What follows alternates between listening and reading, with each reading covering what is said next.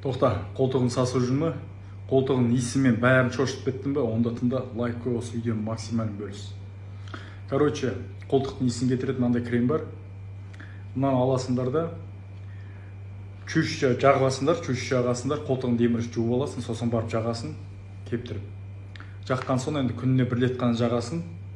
Ол бір жұмадан кейін, мысалы, уже қарандар, ақырын-ақырында уақытын өзге етірбесін. Бір жаққан соң уже 2 күн, сосын барып 3 күн, сосын барып әр адамның, мысалы, метаболизм әртүрлі болғандықтан, кейбіреулерге, мысалы, күнде жағып отыру керек, пока кетпегенше.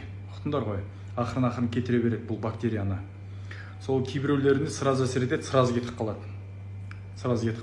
Ал кетпегенде тоқтатпай жаға берсін, күнделікте 2 күнде, 3 күнде, 5 күнде деген сияқты жағып отырсын. Олдықтардың иісі болмайды. Әртүрлі қарандар, дезодорант, не дезодорант қоймаңдар, бұл организмге зиян дезодоранттар. Бұл пот тоқтатпайды, ал мынау тоқтатпайды. Бұл пайдалы. Ұқтыңдар ғой. Бұл кремді қайдан аламыз дейсіңдер? Маған мынаның астына мен алам крем деп жазып кетесіңдер. Менеджер жауап береді, или жекеме жаза бересіңдер. Видеоны максимально бөлісіңдер. Бұл енді қолтықтарын сасып жүрмесін, тап-таза жүріңдер. Ұқтыңдар ғой.